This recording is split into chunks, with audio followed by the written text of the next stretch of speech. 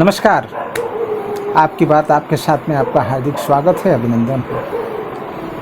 मुद्दा इस समय जो सबसे चर्चित है, जो पूरे देश में बना हुआ है, वो है राम जन्मभूमि ट्रस्ट, जिसमें जो चढ़ावा है, चढ़ावा के कुछ विवाद चल रहे हैं। उत्तर प्रदेश सरकार ने एसआईटी का गठन किया है और इसकी जांच अभी जारी है। 8 लोगों को अरेस्ट भी कर लिया गया है। लेकिन आप लोगों ने देखा होगा कि सब कुछ एक तरफ, चंपत राय एक तरफ, बस। और चंपत राय क्यों एक तरफ, देखना तो जरूरी है ना। सोचना पड़ेगा, हम सबको सोचना पड़ेगा कि आखिर चंपत राय जी को ही एक तरफ क्यों रखा गया है। मुझे लगता है कि ये सब जानने के लिए हमें ना चंपत राय जी के बैकग्राउंड में जाना पड़ेगा कि आखिर चंपत राय जी कौन थे। चंपत राय जी एक सामाजिक व्यक्ति हैं। राम मंदिर जो बना है और जिस तरीके से उसका आंदोलन हुआ है, कोर्ट में मैटर गया है, उन सारी बातों को लेकर के जो बैकग्राउंड में उनका संगठन जो चल रहा था, वो संगठन जो है चंपत राय जी द्वारा चलाया जा रहा था।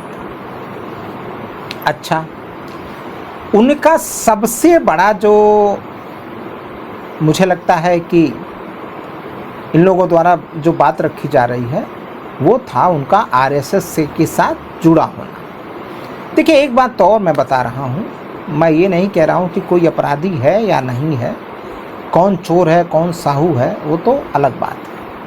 लेकिन हाँ, आज केवल चोरी जो हुई, जो घटनाएं घटी, उसमें बस चंपत राय चंपत राय चंपत राय जी। मुझे एक बात समझ में नहीं आती कि श्री राम जन्मभूमि मंदिर क्षेत्र ट्रस्ट समिति जो है, उसमें तो 15 मेंबर हैं। तो क्या उन 15 मेंबर को जो चलाने का जिम्मेदारी थी, वो चंपत राय जी की थी? भाई, इतना बड़ा ट्रस्ट क्षेत्र है तो सबका रोल होता है, किसी एक के रोल से तो कुछ होता नहीं है। लेकिन आज चर्चा किस चीज़ की हो रही है? चर्चा मात्र एक व्यक्ति की, वो है चंपत राय। एक बात और सुनिए, ये पार्टी वाले कह क्या रहे हैं, जो विपक्षी वाले हैं? विपक्षी कह रहे हैं कि भारतीय जनता पार्टी ने चोरी किया है। हाँ, अलग बात है, अगर आप मान रहे हो कि भारतीय जनता पार्टी ने चोरी किया है, तो ये बात भी मानो कि भारतीय जनता पार्टी ने राम मंदिर बनाने में सबसे बड़ा सहयोग उसका रहा है। लेकिन इस बात को नहीं मानेंगे। ये लोग ऐसे व्यक्ति हैं जो ये कहते थे राम मंदिर बनाने की क्या जरूरत है, और कांग्रेस ने तो एफिडेविट दे दिया था कि राम तो काल्पनिक हैं। और ये जो हमारे अखिलेश यादव जी हैं, जो पूर्व मुख्यमंत्री हैं, कहा जाता है कि अमेरिका से पढ़ के आए हैं। इनके तो पिताजी लॉ एंड ऑर्डर के चक्कर में गोली चलवा दिए थे, उसमें नृपेंद्र मिश्रा जी भी थे।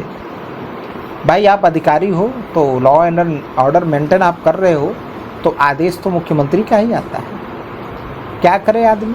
हाँ, नृपेंद्र मिश्रा जी को चाहिए था कि उसके ऊपर अपना निर्णय लें, लेकिन उन्होंने निर्णय नहीं लिया।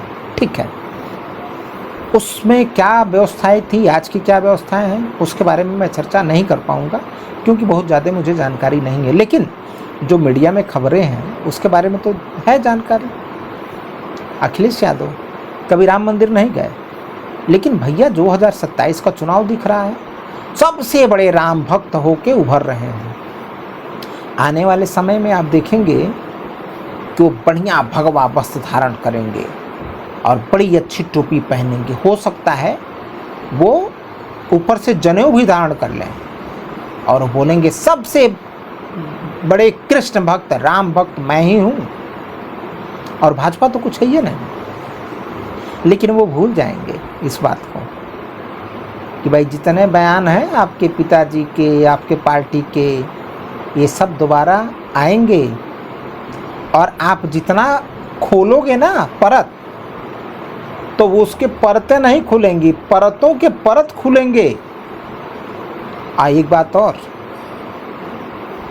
यार, एक एक बयान दे रहे हो कि चंदा चोरी हो गया और हम आएंगे तो इसका जो निराकरण है, जो चंदा चोरी है, वो होने नहीं देंगे, सबको फांसी पे लटका देंगे। अखिलेश यादव आपसे उम्मीद करें, हम ये जनता आपसे उम्मीद करें, समाजवादी से। ओहो भैया, मैंने धुरंधर पिक्चर देखा जाओ, तब मुझे पता चल गया कि समाजवादी एक्चुअल में क्या है। हाँ, अलग बात है कि भाजपा वाले ने सब जानते हुए भी अगर चुप बैठे हैं तो ये भी दोषी हैं। अतीक अहमद कौन था भाई? हाँ, अतीक अहमद कौन था? मुख्तार अंसारी कौन था? ये लोग कौन थे? नकली नोट, फलाना ढमाका। तो भाई एक बात बताऊं, एक कहावत है, जिसके घर शीशे के हो वो दूसरों के घर पे पत्थर नहीं मारा करते हैं। तो उम्मीद अगर आप ये सोच रहे हो कि उत्तर प्रदेश की जनता जो है, इस जो हुआ है राम मंदिर ट्रस्ट में जो भी चढ़ावा का चोरी वगैरह हुआ है, तो अगर आपको लगता है कि जनता आपके ऊपर विश्वास करेगी और आप इसका निराकरण कर दो, तो ये आपका दिव्या स्वप्न है। जो हुआ है वो गलत हुआ है। कौन दोषी है, कौन नहीं दोषी है, यह मैं तो डिसाइड नहीं करूँगा और आपको भी डिसाइड नहीं करना चाहिए, क्योंकि आप ही को लोगों का कहना है ना कि भैया इनकाउंटर के पहले कोर्ट में जाना चाहिए। सुप्रीम कोर्ट जब उनको बोल दे बरी करेगा या फांसी देगा, आप उसका इनकाउंटर क्यों करा रहे हो? न्याय व्यवस्था तो मर गई है, न्यायिक व्यवस्था बिक गई है, कोर्ट बिक गया है। तो भाई जब ये सब हो रहा है, वहाँ पे कोर्ट नहीं बिका है? हाँ, वहाँ में कोर्ट का वर्डिक्ट का इंतज़ार नहीं करोगे? वहाँ नहीं इंतज़ार करोगे आप। क्यों? क्योंकि आपको करना कुछ नहीं है, ये नहीं जानना है कि एक्चुअल में हुआ क्या है। आपको तो बस ये जानना है कि किसी तरीके से ये इलेक्शन आप जीत जाओ।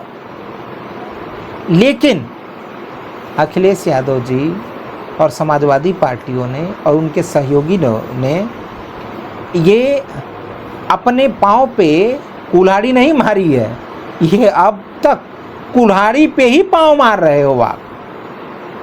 तो उत्तर प्रदेश की जनता समझदार है, जानती है कि आप चंपत राय जी को क्यों लेके इस तरीके से मुद्दे उठा रहे हो।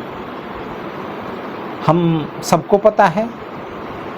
हाँ, ये है अलग बात, आपका योगदान केवल एक जरूर है अखिलेश यादव जी, कि आपने इस मुद्दे को उठाया ताकि हम सबको ये पता चल पाया। लेकिन उम्मीद हमें अगर न्यायिक प्रक्रिया में न्याय की अगर उम्मीद है तो वो माननीय आज के मुख्यमंत्री माननीय योगी आदित्यनाथ जी से, आपसे तो हमें कोई उम्मीद नहीं है। मुझे तो उम्मीद लगता है कि जिस दिन अगर आपकी सरकार आ जाएगी ना, तो आप जानते हो किसको वहाँ का अध्यक्ष बना दोगे? आजम खान को। भैया हमें नहीं चाहिए आजम खान, ठीक है। दोस्तों, ये वीडियो के बारे में आपका क्या कहना है आप ज़रूर बताइए मुझे, और कमेंट के माध्यम से बताइए कि क्या योगी सरकार इस जो पूरे घटनाक्रम की सही तरीके से इंक्वायरी करा पाएगी या सपा सरकार जो है उसको करा सकती है, और क्या चंपत राय जी का बिना इन्वेस्टिगेशन हुए, बिना ट्रायल हुए, बिना उसकी जांच किए उनको दोषी करार देना क्या उचित है?